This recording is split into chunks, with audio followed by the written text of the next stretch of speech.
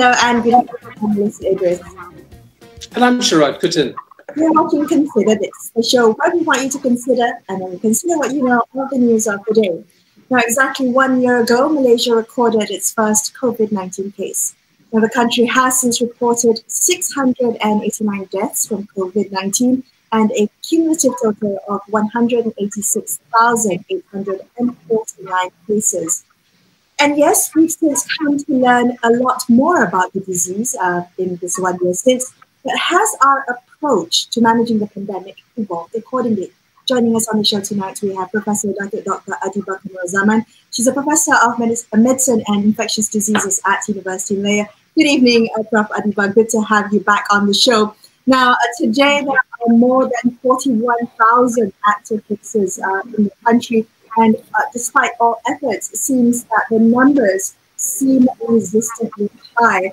As we mark our second year dealing with this pandemic, do you think there is a need for us to take perhaps a step back and relook and perhaps withdraw the new strategy to manage this pandemic?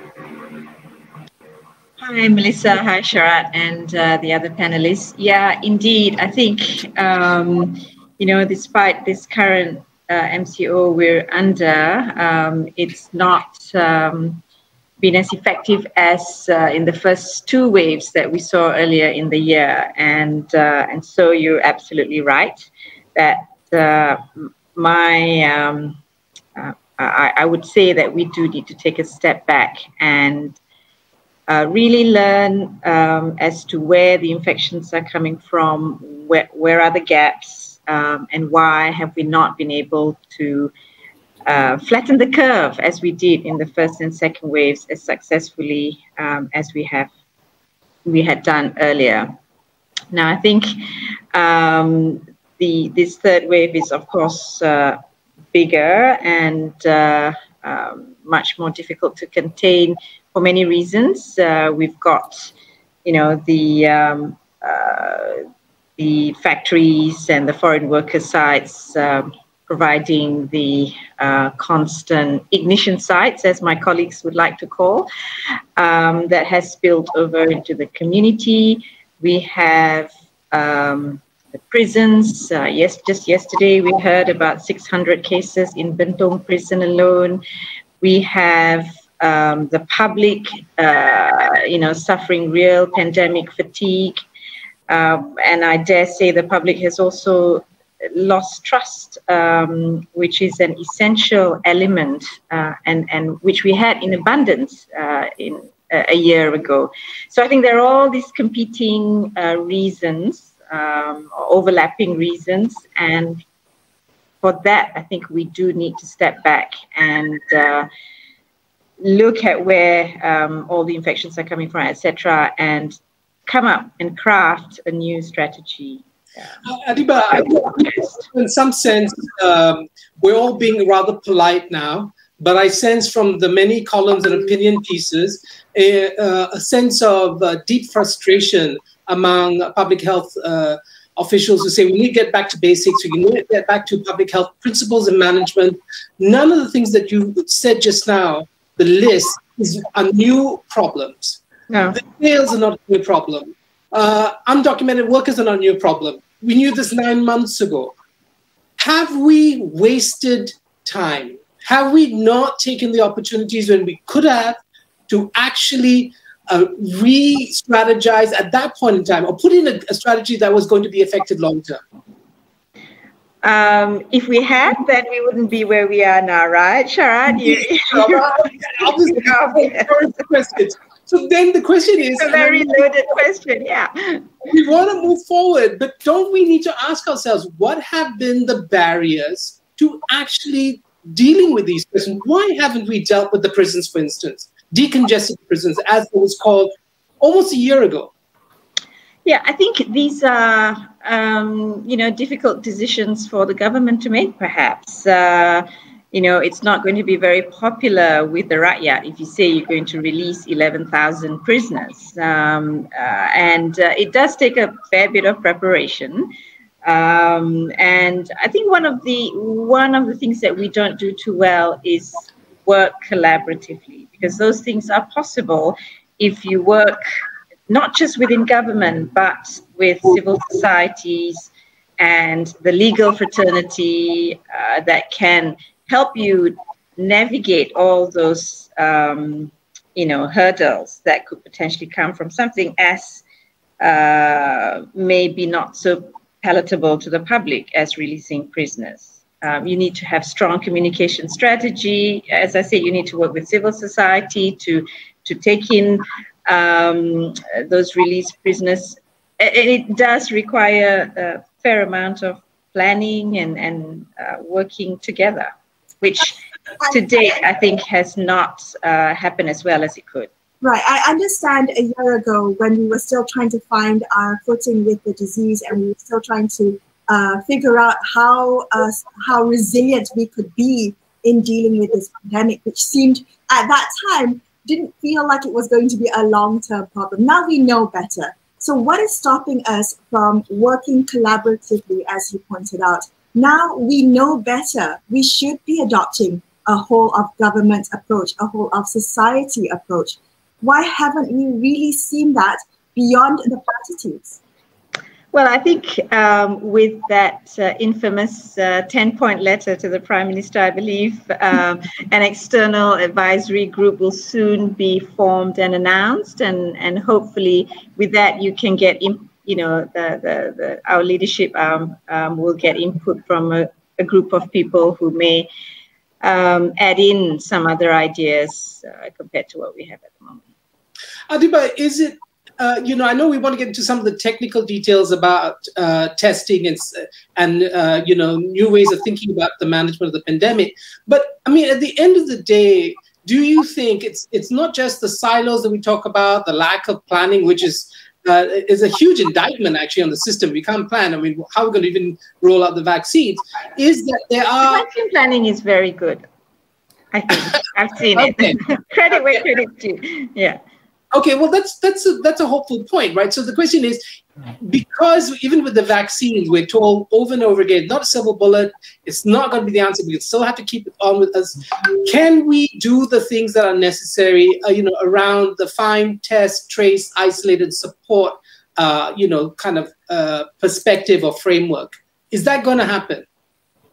Well, I think, the bits and pieces are there. It's just a matter of enhancing what we have. And that's why I've dragged Helmi onto the show as well, because I think we need to improve on the data collection. We need to improve on the data analysis. And remember, this virus, you need to work pretty fast. You can't have, someone who was tested 5 days ago and the tests being done on day 5. You need to have the test being done on day 1 and know that, you have someone who's infected on day 1. And that's where all these new tools come in, so that you can act to contain and isolate as quickly as possible. So,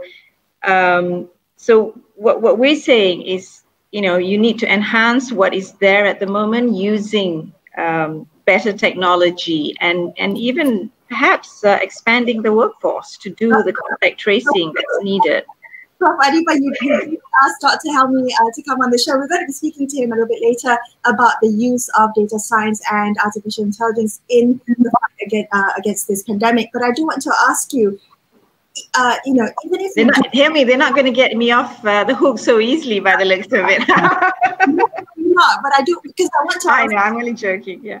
If we do have the data, if we actually use data science to teach us where this infection is, where the spread of the infection is likely to happen, where the risks are, do you think that policy is going to be data-driven? Historically, in the past 1 year, we haven't seen that done consistently. That policy, that SOPs have been evidence-based, have been data-driven. That's what we need to demand, isn't it? We need to demand that policies are data-driven and are transparent.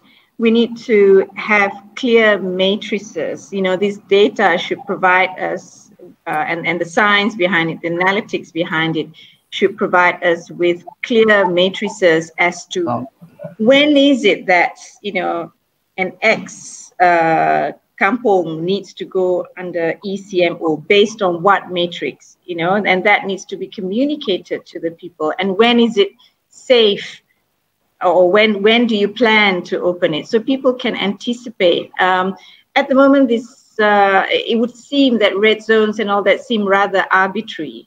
So I think that transparency and having clear data-driven matrices would make people trust, would increase the trust, which, as I said at the very beginning, seemed to have been lost a little bit. And we know that key to managing this pandemic is having the rakyat's trust. And we know that from countries where they've been successful at containing the pandemic, the public trust is high. And conversely, you know, in the previous, in America and in the UK, the public trust has been a bit wanting.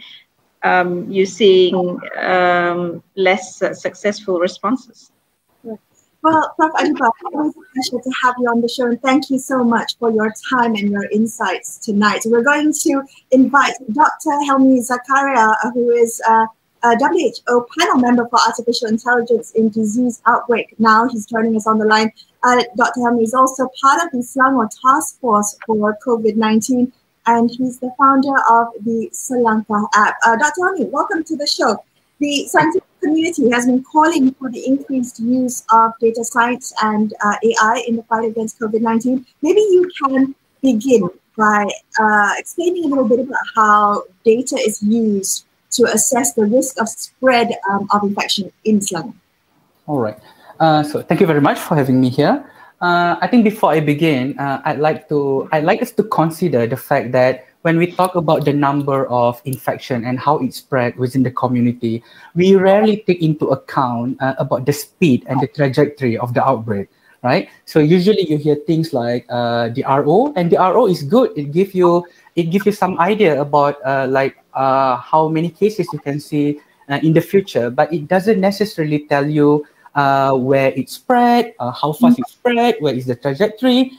And while RO is very good in terms of managing resources, it is not so much of a good indicator, especially for public health practitioner, to know where the outbreak can be contained in advance. So, I mean, if you will allow me to share some of my screen, right? So, for example, I want us all to understand the complexity of COVID-19, the fact that it's like a respiratory virus, and you can see on my screen at the moment, those are basically the amount of people that probably the contact tracers have to gone through, and those the one that is indicated in purple, those are the close contact that you would finally be able to diagnose as positive. So this figure alone will show you like how complex the work of contact tracing can be. Now that you understand those, can you imagine with the numbers that we are seeing at the moment, like what would be the magnitude, and what would be the magnitude of multipliers, like how many contact tracers that you might need to hire? And what I'm trying to get to here is that probably we need to hire more people, and probably some steps of contact tracing at the moment, they need to be automated. We can't rely on whatever it is that we are having at the moment. Helmi, can I ask you, I mean, in terms of our capacity, what kind of numbers are we talking about of contact tracers that we have at the moment, or Selangor has, if you have those numbers, and how much more should we have? Because this is not a country that, with a lot of unemployed graduates, I think, or even SPM, who maybe could do that work. Yeah, and I think that I think you get it right, Sharaad, because like the idea of contact tracing, right? I mean, if you do actually involve in the contact tracing group, it is not really a difficult job. It's just mundane but very labor intensive. You need to call everyone, you need to interview them, you need to ask them like where they have been and whether they remember the name of their colleague and where they have been for the past 14 days. And it's true that some of those apps actually help us in sifting through thousands of records. But those process, and this is what I've been telling to my panel in WHO as well, when it comes to contact tracing, And when it comes to contact tracer app like MySejahtera or Selangkah, right? And the first indicator that you want to see is obviously the number of uptake. So you have 60% population uptake, but that actually doesn't mean anything because 60% population uptake will then translate to millions and millions of visitor logs. So how do you sift through that? It's like, finding a needle in a haystack. And those process, while you can hire manpowers, obviously, if you ask me, I think those are jobs that can be automated by a bot. And that's something that we have done before. And it is not, I would say it is something that need to be relegated and need to be automated so that, like human and manpower can be used more efficiently. I'm hearing what you're saying about the need to automate contact tracing. We can't just use the analog model, people calling up, finding out who and where you've been. So what is stopping us using data science and artificial intelligence in terms of tracking and tracing at beyond just the state level, the national level? What are the barriers to adoption of that? Well, I think first of all, like when it comes to data science and when it comes to utilizing machine learning algorithm and sifting through all of these, I think competency is one of the key that you have to address, right? Whether we do have competent people managing this big data lake. So and this is actually quite a theme that is quite recurring in WHO. That when we talk about the data custodianship, and usually when it comes to health data, naturally the data custodian would be Ministry of Health. But I would argue, me being an ex-staff from Ministry of Health myself, I would argue that we are not necessarily the most well-trained in utilizing data, right? It is something that we can learn from other sectors, something that you can learn from fintech, something that you can learn from the financial industry, something that you can learn even from the digital advertising, right? And this actually brought me to the second point, right? My second point is, and this is what I would want to share. I would like to share the fact that if you, for example, if we consider how the disease work and how it spread in the community, and just don't be intimidated with this screen. But what this screen is trying to show you that the parameter that influence the spread and trajectory of outbreak, it is more than the cases itself. So you must understand a virus, they look for the host. And when virus look for a host, the host is human. So it means the tendency of the virus to spread, the trajectory of the virus to spread, it actually depends on human movement and their habit and their behavior. And this is what we built into the Selangor Task Force algorithm, and we call it as inherent risk of contagion. I know it sounds fancy, but what I'm trying to say is, imagine that COVID-19 outbreak is like a bushfire, right?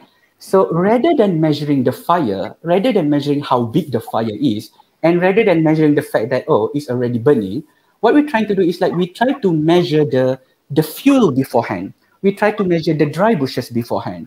So it allows us to understand once a bit of fire appear in a certain well or in a certain dry bushes, then we can understand, or we can at least forecast how big it can be and where is it going to be.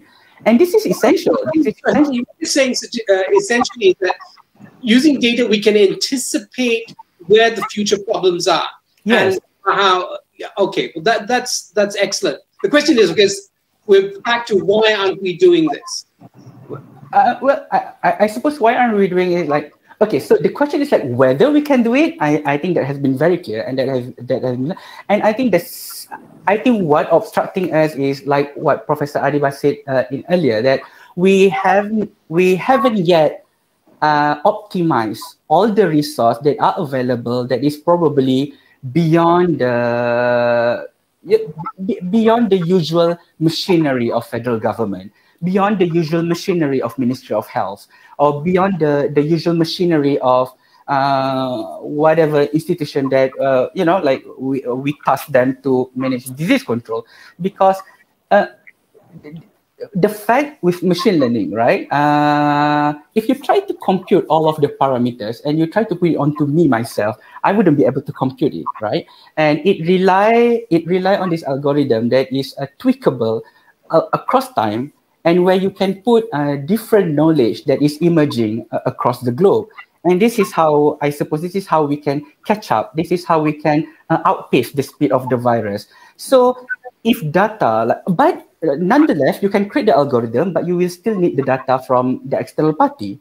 So in this case, I would say that data pipeline should be made available to all those who might be able to offer their service on how to analyze it.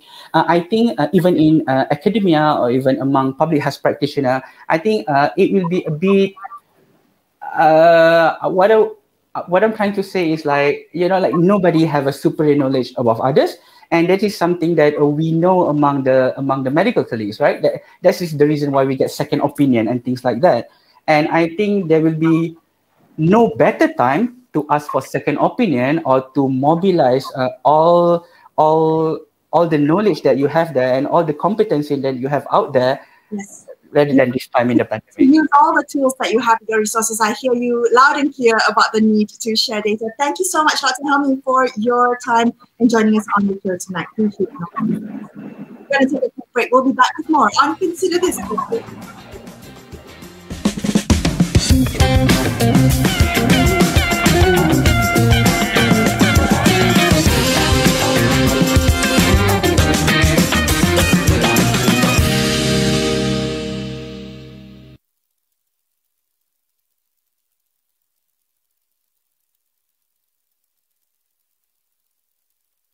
19 is still on. It is our responsibility to adhere to all the regulations set by our Ministry of Health. We are in the era of a new norm. Face masks, social distancing, and also hand hygiene are just basics. We can do this together, and let's not take it easy. 19 is still out there. Let's do our part in following the SOPs in place so that we can break the transmission. Follow the 3 C's. Avoid closed conversations, avoid crowded spaces, and avoid confined spaces. We can beat this together. The war on COVID-19 is not over. We should not take this lightly. Let us ensure all steps are taken to avoid the spread of the virus, be it social distancing, hand hygiene, and wearing of the face mask. It's a new norm. Let's not slack. We can do this.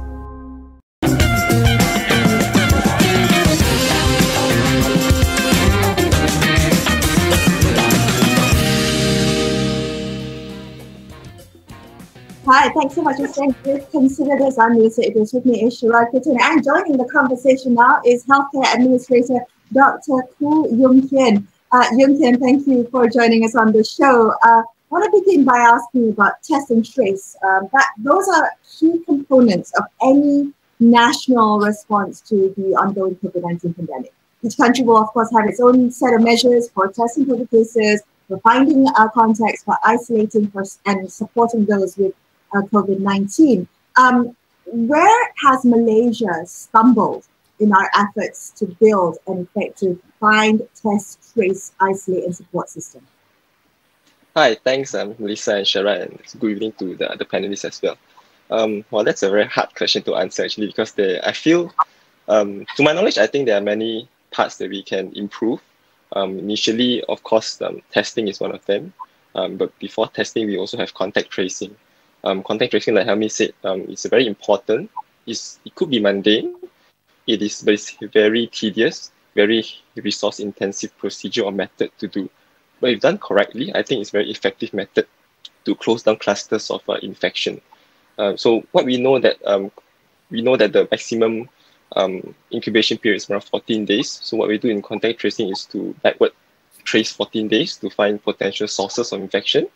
If we do this quick enough, we can either find a link to the previous clusters or prior clusters, and also better still to find others who are not tested yet, who could have just forgotten about the symptoms, did not go for testing. So the other part is also forward tracing. Forward tracing is to see those who have from the day of symptoms to the admission, to see who has been potentially infected Of course, this is important also to coastal clusters. I think in the first two waves, Malaysia has enough or adequate resources to handle this. But we must understand that in every infection or cluster outbreak, we are already a few days behind the virus. At the day of onset, when the patient arrives at the hospital and get diagnosed, he might have gotten the virus 14 days ago maximum. So we are already 2 weeks behind at every cluster, every patient. So there's basically a race against time to close down the clusters. So if we have too many or overload of patients, basically if you do not have the resources to match the speed of the outbreak, you will get overwhelmed pretty quickly. Same as testing actually. What we must understand that the process of test, track and isolate is not a single point in the process. It's a continuous, it should be a seamless process. So even if you expand, say, testing, recently we have news that the KKM is going to expand testing to up to 100,000, I think, of the PCR testing. Or you see local MPs trying to expand their testing by themselves, like offering RTK, rapid test kit antigens to the constituents. All these are very good to get the number of infections on the ground. But we must understand that even if we expand the testing, but we do not have the sufficient support to receive the notifications, to isolate these patients, the facilities, etc. So at every point, if there's a bottleneck, then we will get overloaded by the infection as well. Okay, Yoong Khean, because there are many debates and you see it raging on social media, test more or reduce tests, PCR versus the rapid test. Where do you stand on some of those debates? Because I think a lot of Malaysians are kind of confused, or a lot of distrust is being generated by these headlines, either calling for a reduction of testing and those saying, no, we must improve testing. Where do you stand on some of those debates? I personally feel that we have to increase our testing because the virus is obviously in the community now. If we do not get a hold of the true numbers, it's very easy to lose track of where this reservoirs of infection could be at. It's easy to only test the symptomatic ones or the ones that are presented to the hospital, then we can get an idea of the positive ones. But if we do not expand testing, surveillance testing, pre-surgery testing, etc. So we do not get the true situation. And if we do not get the true situation, any of these clusters of infection can outbreak suddenly. But the other side of the argument has been this idea that you test more, the numbers will go up, and that will essentially create some kind of panic, or that we will have to be okay with numbers going up. As it is, you can see numbers today, more than 3,000 cases today has caused alarm bells. The idea is to reduce those numbers. But if we're testing more, we may find that the numbers continue going up. How do we reconcile this? I think we shouldn't look at the cumulative tests, positive cases too much. What we must know is the context of these cases.